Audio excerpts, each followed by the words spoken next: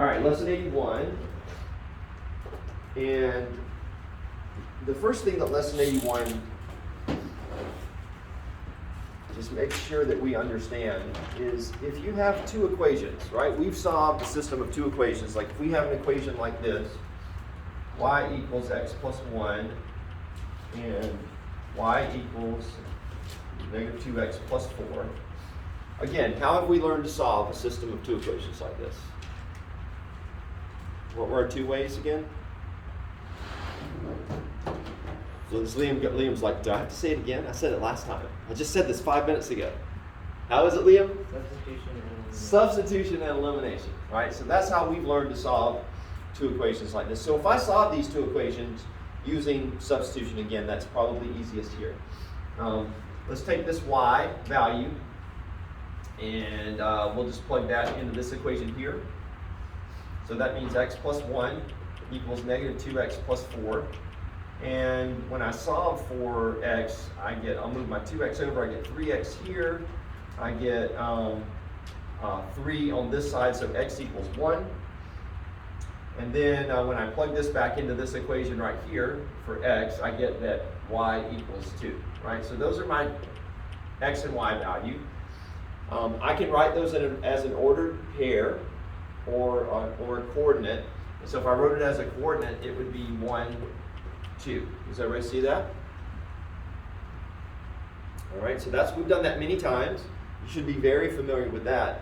But what this chapter, the first thing that they want to make sure that we understand is that if you graph these two equations, right? These are our two equations in our system of equations. If you graph these two equations, the point at which those two equations cross will be the solution to this equation, to these two equations, all right? So if I draw the graph for these two equations, they should cross at this point, 1, 2. All right, so if you have a graphing calculator, does anybody in here have a graph? Oh, wait a minute, let me get my calculators. It's like, yeah, there's a graphing calculator. Oh, that looks like my graphing calculator. That's because it is. All right. If you had a graphing calculator, you could plug those two equations in there and you would see that sure enough it intersects at that point. But I'm going to graph these on the board for us. Just using slope-intercept form. What I know with slope-intercept form for this first line, do you guys remember what the slope is for this one? Do you remember the equation for slope-intercept form? You know? Y equals mx plus b. Good. And so m represents the slope, and the b represents the y-intercept. And so it intersects the y-axis. This one here intersects the y-axis at 1. And it's got a slope of 1 because there's an understood 1 in front of our x right here, right?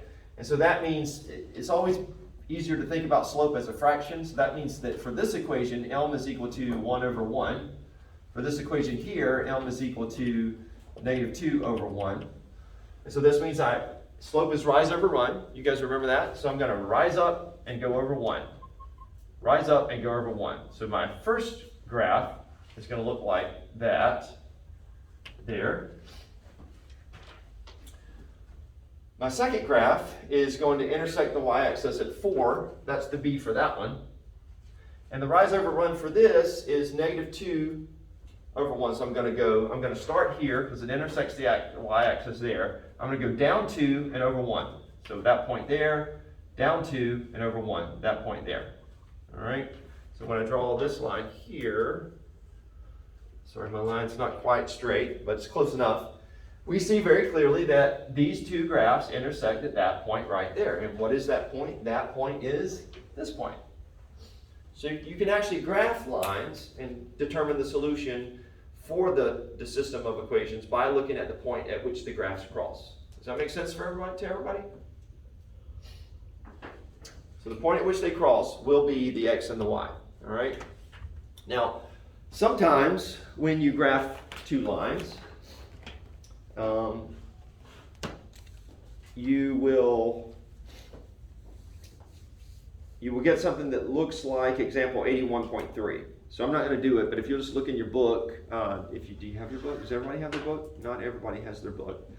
All right, I guess I will write it on the board. You should have your book. Always bring your book. this one, by the way, we may have some visitors, they said, may visit our class today, we'll see. If they do, I'd like you guys to refer to me as Sir James. Would you mind doing that? Absolutely. All right, so let's see. Excuse me. My throat's a little wonky today, so sorry about that. So let's say we have two lines that look like this.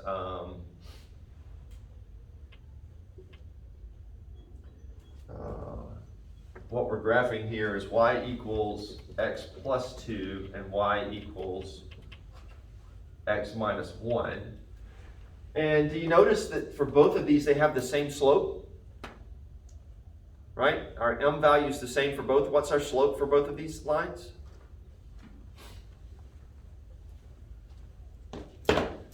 Y equals mx plus b. M is the slope. What's the slope for both of those lines?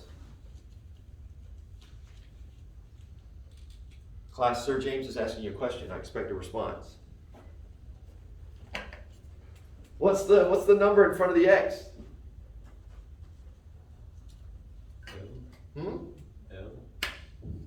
Well, I mean, I accidentally erased the m.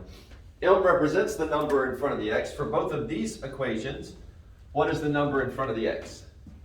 X. Is x a number? No. Oh, Alexa, 1, right? It's 1. So the slope for both of those guys is 1. And so if the slope of two lines are the same, then those lines will be parallel when you graph them. Now, what do we know about parallel lines? Let's just graph it real quick. X plus 2, so the y-intercept is 2.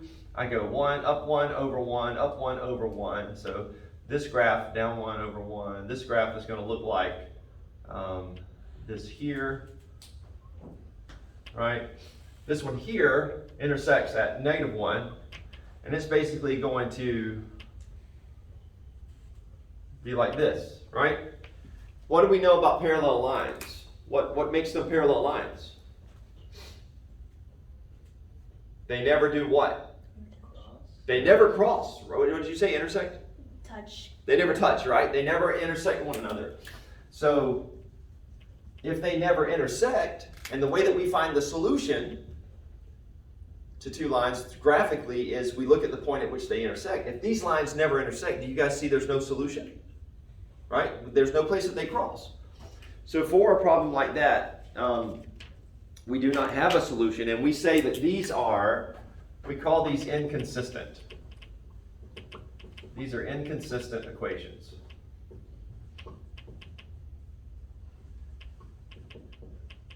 All right?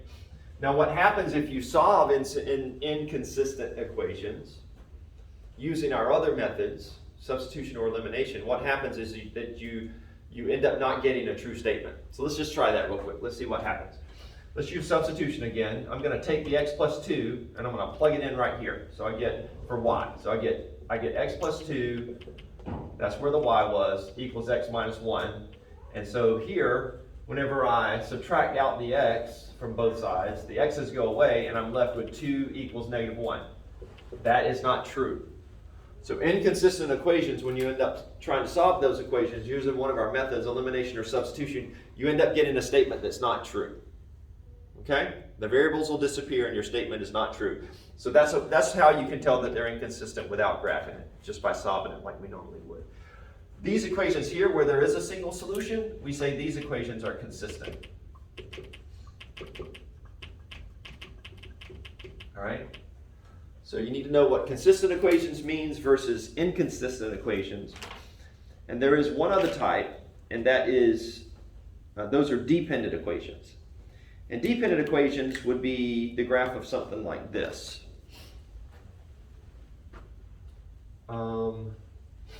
I tell you what, let's use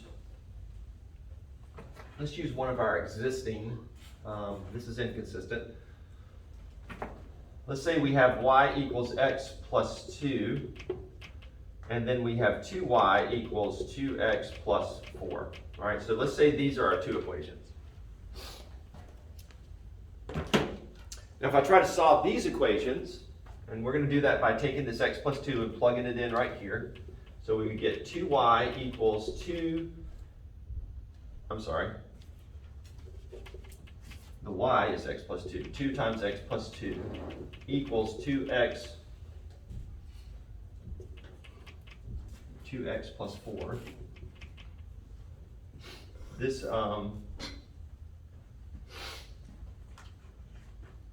make sure I did this right. Yes. So on this side we get 2x plus 4 equals 2x plus 4.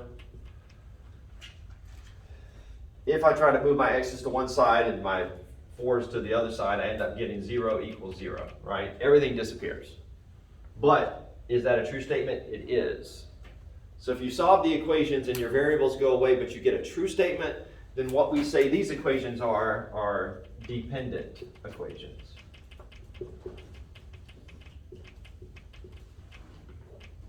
And what that means is basically these graphs here represent the same line. In fact, the way that I got this equation here was by taking this entire first equation and multiplying through by 2.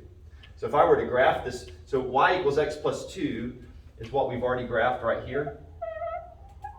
Right, this graph here is y equals x plus 2. If I graph 2y equals 2x plus 2, notice if I solve this to see how to graph it properly so that I put it in the slope-intercept form, I would say 2y equals 2x plus 4. If I want to put it in slope-intercept form, I have to divide everything through by 2. And so I get y equals x plus 2. I get the same exact equation, so when I graph it, it's the same line. So that we call those dependent equations. All right, two equations that are really equations that represent the same line. So when you graph it, they just overlap one another. Okay? So for consistent equations, they'll cross in one place, and that one point is the solution to the graphs. For inconsistent equations, they'll be parallel and they'll never cross, and so there's no solution, right? And then for dependent equations, when you graph it, every point matches up because they're really the same line. The graph of the two lines overlap one another. Does that make sense to everybody?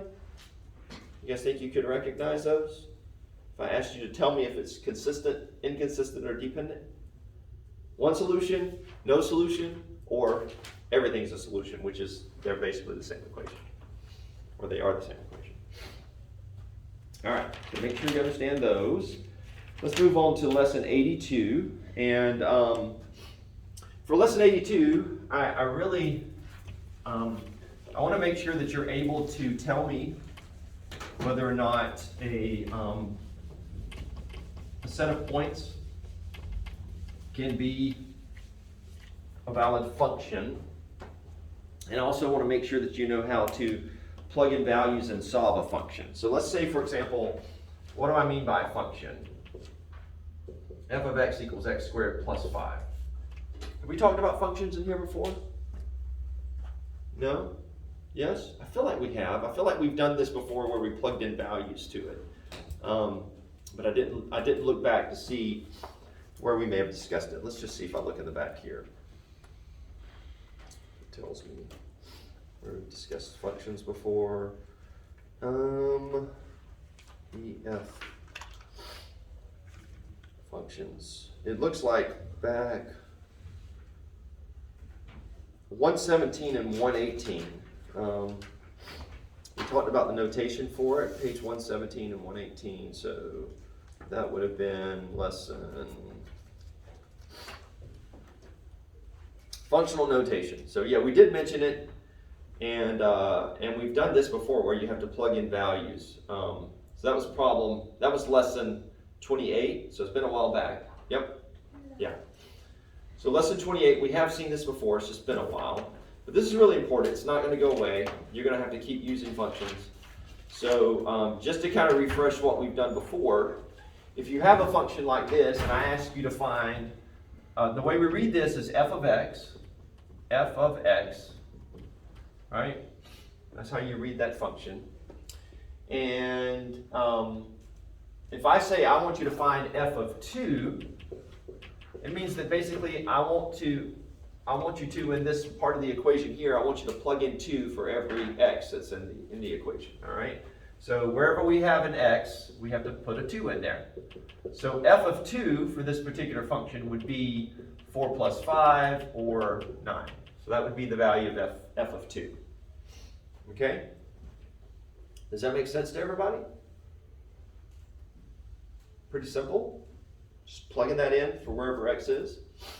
If I gave you another function, say g of x equals x squared minus 3x, right? And I asked you to find g of negative 3.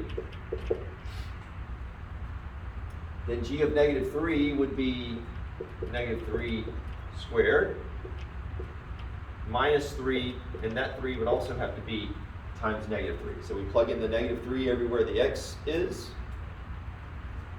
And so then we say negative 3 squared is 9 minus 3 times negative 3 gives us a plus 9. So this one turns out to be 18 for our answer there, where 9 was our answer over here. Okay, so you just plug it in to evaluate it at a particular value. Any questions about that? Now they could have us plug in, instead of a number, they could have us actually plug in a variable. So for example, let's take this first one here. If instead of f of 2, if they asked us to find f of, let's see how they did it here. They asked us to find f of b squared. All right, it's the same exact concept. It's just everywhere we see x, we have to plug in b squared for that value, right? So since f of x is equal to this, we say, okay, there's an x right here, so I plug in a b squared there. That x has to be squared, right? So it's b squared squared plus 5. What's b squared squared? What's our rule with powers? Yeah, I shouldn't have done squared because it's like, well, am I adding or am I multiplying? You're multiplying the numbers, right? So 2 times 2 is 4. So I'm going to change this just so that it'll be clear in the example. I'm going to do b cubed. So b cubed squared, all right, is b to the 6th, right? 3 times 2 is 6. b to the 6th plus 5. So that would be the solution for f of b cubed, all right? So don't get confused if they give you some variable or some expression with a variable in it. You just do the same thing. You plug it in, you replace every x that's in your equation with that value, okay? And then simplify. Does that make sense to everybody? You guys good with that? Cool. All right. So here's the way functions work. And hopefully that's kind of obvious from what we did here. With functions, you have some input, right? Like here we input a 2, and we got out an output. We got out a single value, a 9, right? Here we inputted a negative 3 into our function, and the result was an 18, all right? So here the input was a b cubed, the result was b6, b to the 6th plus 5. So with functions, you always have inputs over here, which are our x values, right? And it's going to result in some output, which are our y values. In fact, sometimes you'll see functions rewritten as y equals x squared plus 5. That's how we kind of think about it when we're plugging it into our graphing calculator, all right? Replace the f of x or the g of x, whatever the of x is, with y. You plug that in your calculator and you're able to graph it. All right, so we'll have some set of inputs. So for example here, for f of x, if this is for our function f of x, we input a 2 and we got out a 9, right? That went to that. We input a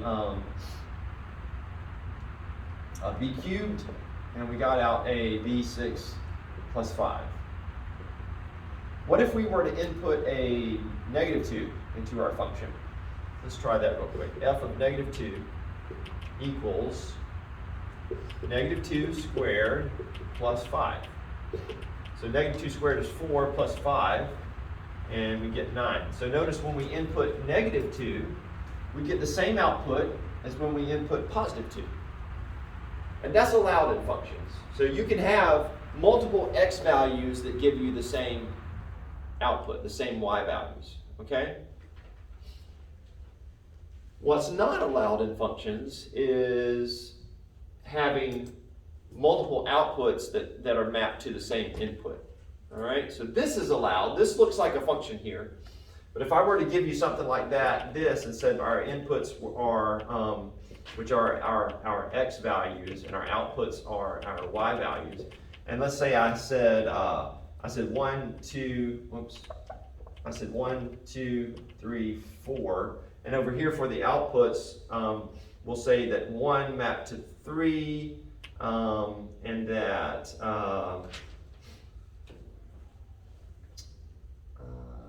let me think about this a second. So this,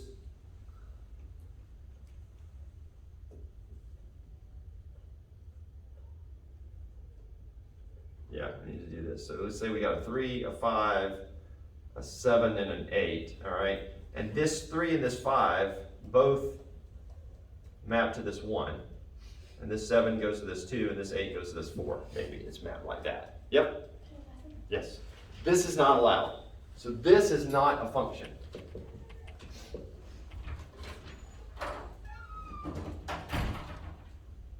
So you can't have, if you put in one input, you have to only get one output. But notice in this one here, it's saying if I input a 1, I might get a 3 or I might get a 5. All right? That's not a function when that happens. So if I were to give you a set of coordinates and I said 1, 2, 3, 4, 2, 4, and I gave you another set of coordinates where I said 1, 2,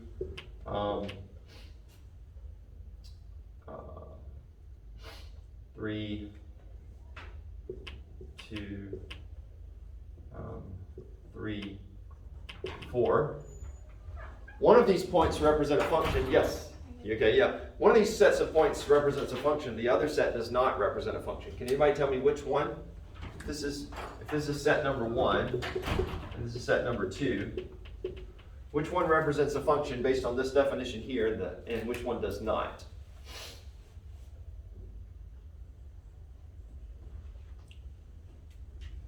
Let's just think about it real quick. Different x values can map to the same y value, but different y values can't map to the same x value. Yep? The second one? So is the second one a function or not? It's not a function. It's what? It's not a function. It's not a function, right? So basically what you're looking for are, look for duplicate x values, right? If you have duplicate x values, means is not a function, right? You can have duplicate y values like we have here, is a function. But if you have duplicate x values like we have here, we have a 3 here and a 3 here, that can't be a function, all right? So if it's given to you as a set of points, that's the easy way to identify it. Duplicate x values means that it can't be a function, okay? You put one value in, you should only get one value out. It's not possible to get two different values out like we have right here. All right, so that's just about function definition. That's something that you'll use in higher math. It's just a concept they want to kind of introduce you to here so that it's not foreign to you when you see it again. Any questions about that? All right, let's do some coin problems. I mean, this is important because you don't want the person at the store to cheat you when you're getting your change back, right? So we want to make sure we know how to use the coins properly. These are actually really simple, and they always work the same way. And when we had our chapter lesson a few lessons ago where we used subscripted variables, this is a great place to use subscripted variables. Because it just kind of helps us keep track of what the variables represent.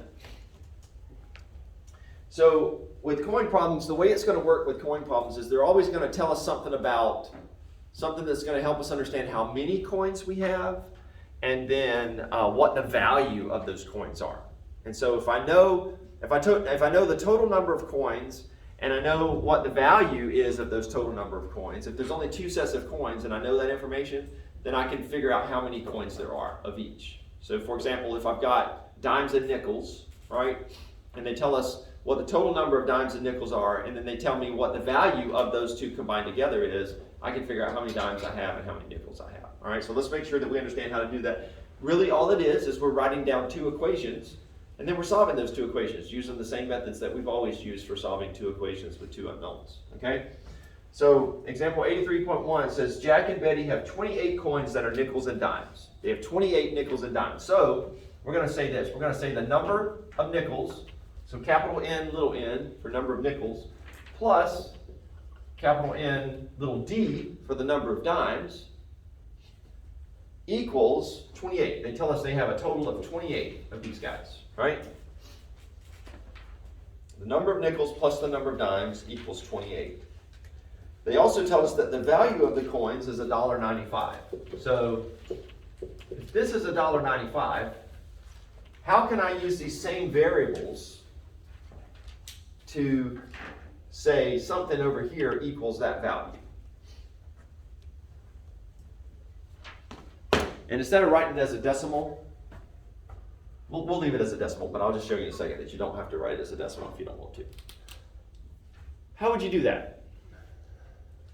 If you have some number of nickels and some number of dimes and you're trying to figure out how much money you've got all together, how would you figure that out? I would add them, but add how? Like if I just add the number together, I get 28. How would I figure out the value? It is adding, but there's another step in there that you're kind of ignoring that we just do automatically. What's the other step? Figure out the value. We have to know the value of each one, right?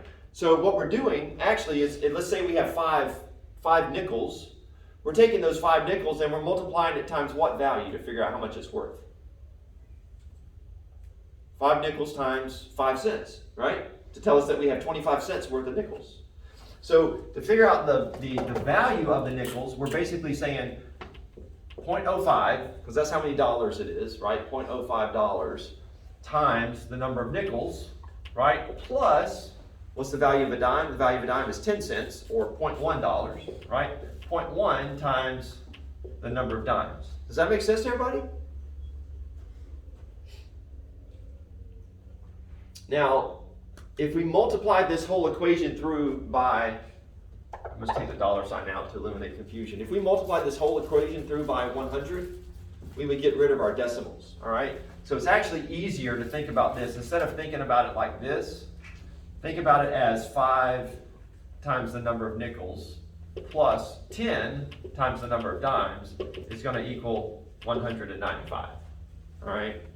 Don't you guys agree it's easier to work with whole numbers instead of the decimals? Right? So write it down like that, and these coin problems will be simpler. Okay? But those are our two equations. That's it. I'm gonna bring this one down here just so we can see them right next to one another. All right. How do we solve a system of two equations? Someone besides Liam or Madeline. Was it Madeline that said it last time? No? No, Liam said it again. Someone besides Liam that's not on the board, tell me how we solve a system of two equations. Sir James is asking you a question, class. Huh? Elimination or substitution, right? That's our rule. What do you guys think would be easier here? Maybe substitution, right? You could kind of make an argument for either one. Since we've done substitution a couple of times, let's do elimination this time, just to make sure that we remember how to do that, right? So I'm going to eliminate the n. And so in order to eliminate the n, what do I need to multiply this equation by? Huh? Reciprocal? No. The way we want to eliminate it is we need to multiply this equation by something so that when we add the two equations together, the number of nickels goes away. Yep. 5. Not just 5, we're adding, so -5. Right, exactly. So we're going to multiply the bottom one times -5, right? Multiply the whole thing. So I'm just going to write over here what the 2 would be after we do that. The top one doesn't change. The bottom one becomes -5, big N, little n, plus, -5, big N, little d, equals, what is that, 140? -140? Somebody check my math on that.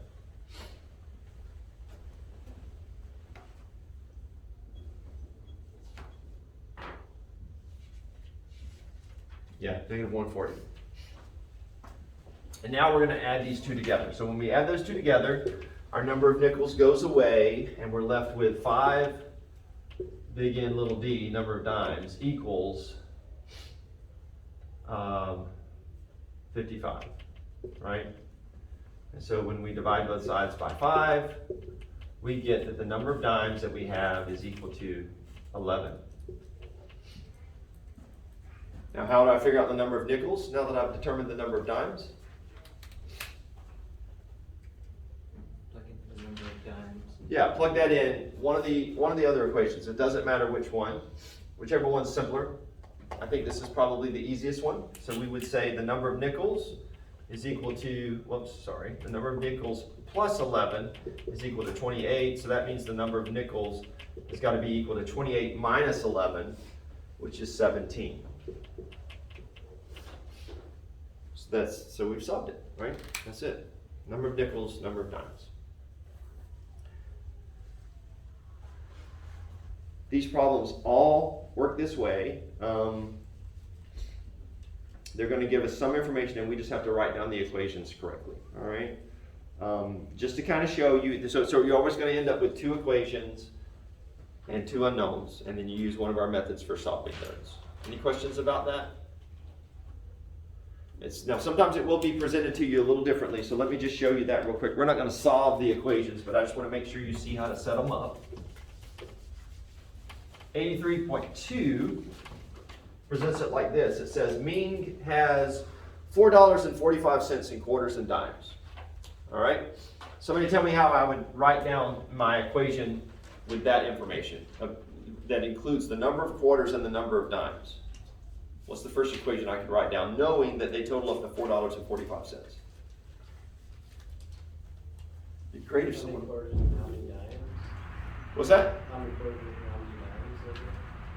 So we don't know, right? We're trying to write down an equation that uses our variables that represent the number of quarters and the number of dimes. What would our variables be for that? Capital N is the number of quarters, right? And we would use capital NQ is the number of quarters, capital ND is the number of dimes. So what equation can I write down that involves both of these variables and it equals, they told us $4.45, so we're going to write it down as 445. What equation? Complete that equation for me. Do I know?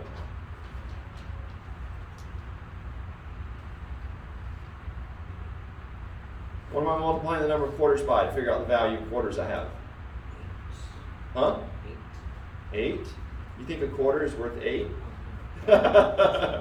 You know what the answer is. What am I multiplying a quarter by to figure out how much money I have? Huh? 25, right? We would say 25 cents, but like we did in our last problem, we multiplied through by 100 to get rid of our decimals. So 25. And then what am I multiplying the number of dimes by? I know what a dime's worth. 10 cents, right? So 10. That's another way you can think about it. 25 cents, 10 cents here, and this is $4.45 is the same as 445 cents, right? So this plus this equals 445. Does everybody see that? Anybody not see that? That's the way I should ask it. Now here's the other piece of information they give us, which is just slightly different from the last problem. She has 8 more quarters than dimes. And so then the question is, how many coins do we have? She has 8 more quarters than she has dimes. All right? Who could give me an equation that basically lets us see that we have 8 more quarters than we have dimes? Anybody do that? Hello, come in. We're not here. No, I don't see you. No, that's all right. Sorry to acknowledge your presence. Could you guys tell me an equation that will identify, that basically spells that out? We have 8 more quarters than dimes. How would you write that equation down? Take a stab at it? Oh, you were right. You were almost there. You were about to say it.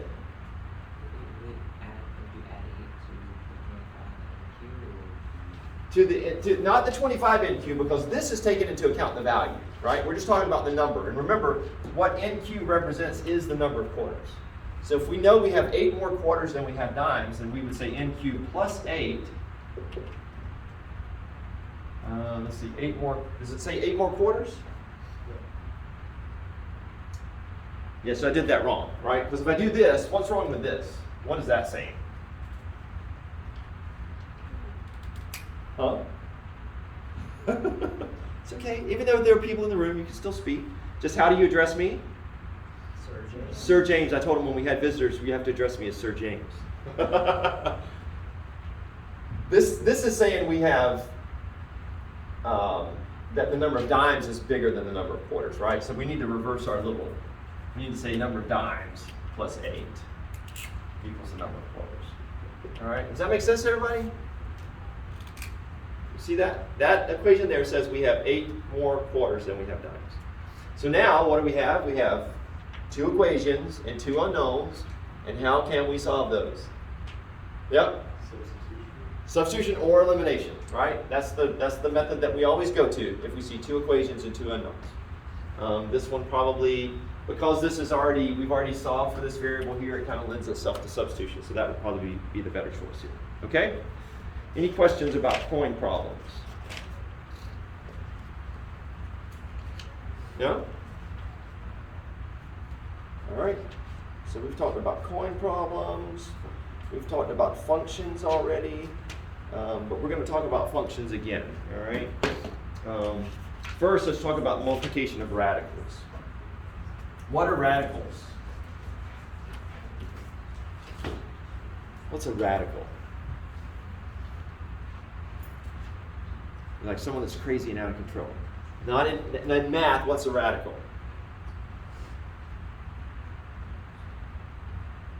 I know.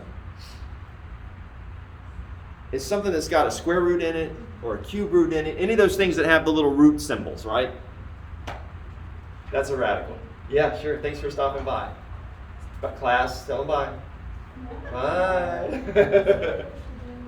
So that's a radical. It's got a square root or a cube root in it, right? So when we talk about radicals, we need to remember some of our rules for multiplying radicals. So if I have the square root of m times n, right? How can I split that up into 2 radicals? Do you guys know? I'm going to rewrite that as 2 separate radicals. You do square m and square n. Yeah, right, exactly. We just write them side by side like this, right?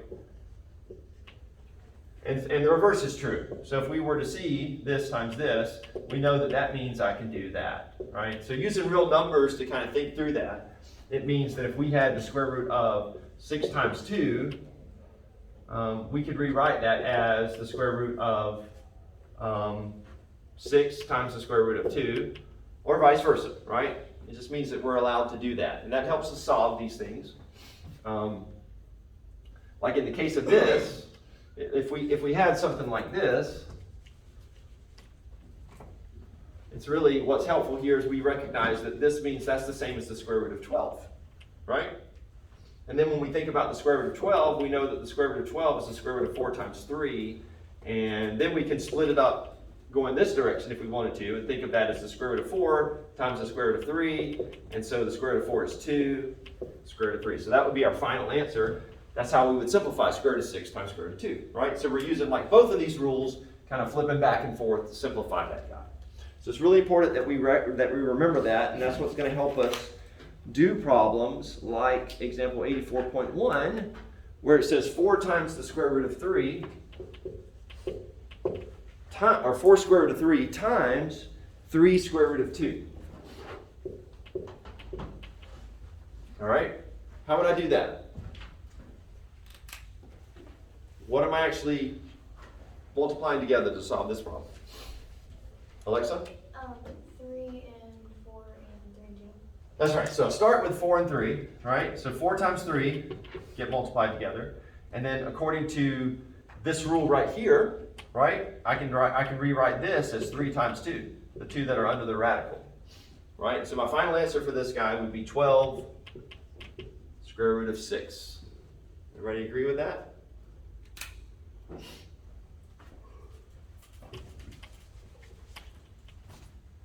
All right, now what if we had one like 4 square root of 3 times 6 square root of 6? Is that what it was? Yes. So same method for this one, right? Same thing we did over there. Somebody not on the board? This should be an easy way to get on the board. You want to tell me how to do this one? At least the first step.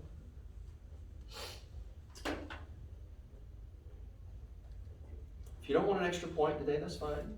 It's your prerogative. All right, Sir James will be disappointed, but you can do that if you want to. I need to always talk about myself in third person. I kind of like that. All right, so this is the same. This is 4 times 6, right? The two numbers in the front. And over here we have times the square root of 3 times 6. Right? Huh? What was that? Okay, all right. Does that look right? So this is 24 times the square root of 18. Are we done? Or is there a perfect square in 18? In the factors of 18? 4, right? No. That's telling me. What are the factors of 18? 1 and 18, 2 and 9, 3 and 6. Any of those numbers perfect square? Yet it's the 9. 2 and 9, right? So if I do 24 and times the square root of 9 times 2, then I can pull my 9 out, take the square root of 9, which means that it's 24 times 3, because that's the square root of 9, times 2. And then I have to multiply the 24 and the 3 together, which gives me 72. So this answer here would be 72 square root of 2. Okay?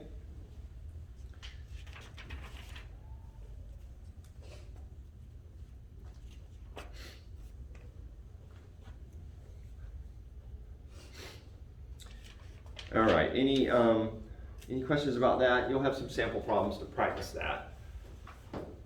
Does that make sense, everybody? Yes, good? That clock is losing time. I just fixed it, and it's already slower. We got to talk about one more thing very quickly, and I may actually have to send you guys a video on lesson 85. I think I'm going to have to, the leaf and stem plots. But let me just talk about a function real quick. One more time, just revisit this topic. The domain and the range. I didn't talk about domain and range a minute ago, did I? So, domain for a function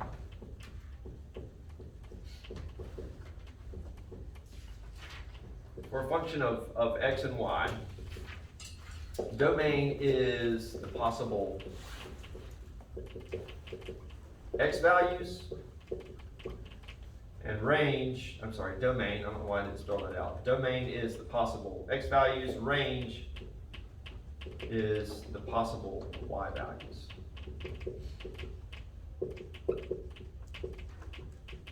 Okay? So if I gave you the equation of a line that just did like this, right? And let's say that line is y equals 2x plus 3. Let's just say that's what that line represents, all right? Are there any x values that would not be allowed in this? Are there any x values that if we plugged in a particular number that you would get like something that was undefined or anything like that? No, right? We can plug in any value for x. And so the domain for something like this, the domain is equals all reals, all right? Which I like to just use the R with the 2 lines on the left there to represent the domain. And that makes sense to us because if we graph this line, if you think about the x-axis and the possible x values, this line just keeps going to positive infinity and negative infinity, right? So everything is included in that. What about y? What does it do on the y-axis? Do you guys see that it also goes from negative infinity to positive infinity on the y-axis as well? So for this one, the range is also equal to all reals. Okay?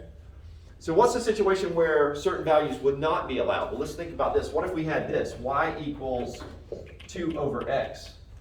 Is there a value for x that's not allowed in this?